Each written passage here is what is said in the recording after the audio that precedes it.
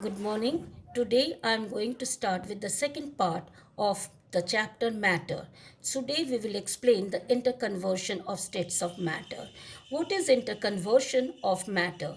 The phenomena of changing states of matter from one state to the other and back to the original state is called interconversion of states of matter.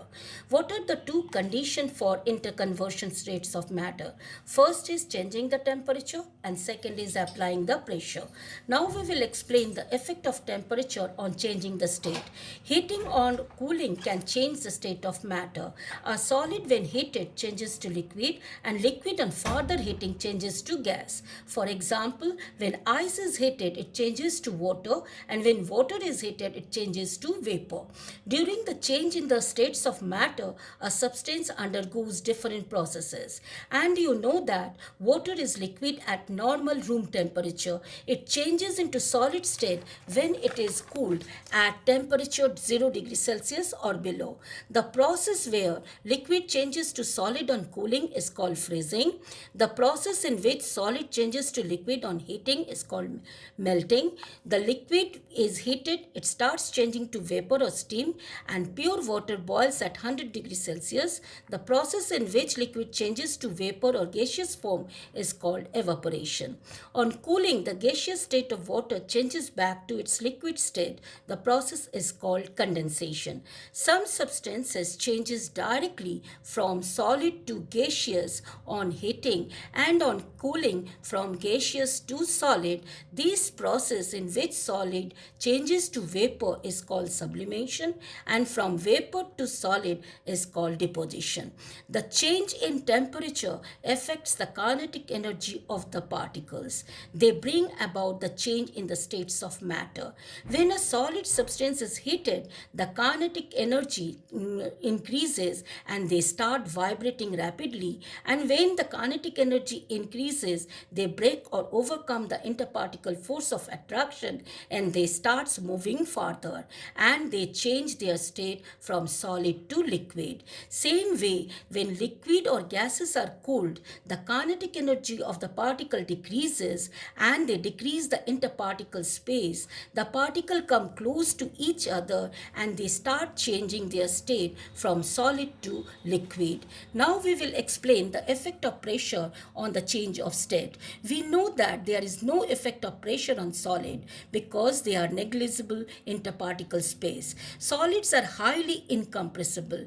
Liquid have little interparticle space between them when compared to solid, hence they can be compressed more than the solid. On application of enough pressure, liquid can easily changes to solid and gases, and you know very well that is LPG, that is liquid petroleum gas, and the CNG cylinders have compressed gases. We know about the aerated drinks also, which contain compressed carbon dioxide gas, which gives them the phase. Carbon dioxide is dissolved in aerated drinks at low temperature and high pressure. And you know that when we open the knob of the cylinder or the cap of the bottle, aerated drink, the gas escape with a phase. The bubbles that we see on the glass of a soft drink are due to the presence of the carbon dioxide. Numerous types of substances that we see around us have different types of solid, liquid, and gases, different degrees of interparticle space and interparticle force. They have different kinetic energy. Most gases have similar interparticle spaces and forces but have different kinetic energy. We will discuss this on the basis of Boyle's law and Charles' law and at higher classes. Now we will discuss the law of conservation of mass. According to the law of conservation of mass states that in an isolated system, matter can neither be created nor be destroyed during any chemical or physical change. That means the reactant is always equal to the product. Let us take an example given in your book, that is sulfur reacts with iron gives iron sulfide. So the molecular mass, here you can see the atomic mass of sulfur is 32 and iron is 56 and the molecular mass of iron sulfide is 88. If we add 32 plus 56, we will get 88.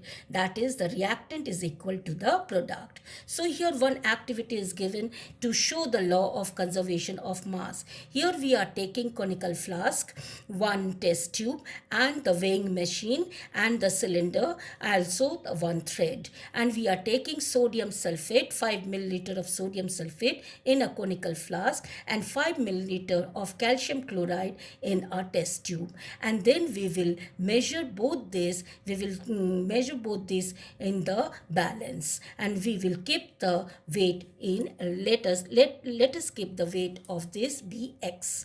Now we will mix this one, this figure you can see here we are mixing both the test tube as well as the conical flask, and we are getting a white precipitate.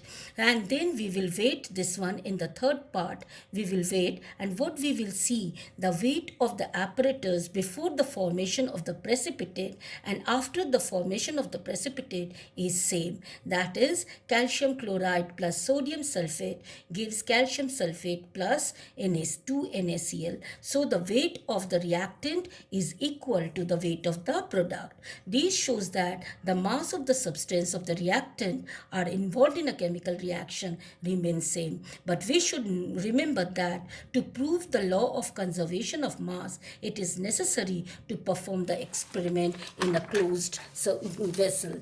In case of reactant where gaseous products are formed, the products may escape if the container is not closed. So one example I am giving, that is when wood is burned, ashes are formed and gases are released as smoke. So therefore, if we measure the product, the weight of the product will be lesser than the reactant. Now magnesium ribbon is burned in the presence of air, and we will get magnesium oxide.